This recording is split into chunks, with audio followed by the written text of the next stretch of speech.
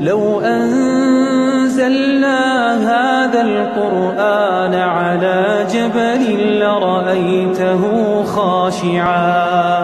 لرأيته خاشعا متصدعا من خشية الله. وتلك الأمثال نضربها للناس لعلهم يتفكرون. لو أنزلنا هذا القرآن على جبل لرأيته خاشعا متصدعا من خشية الله.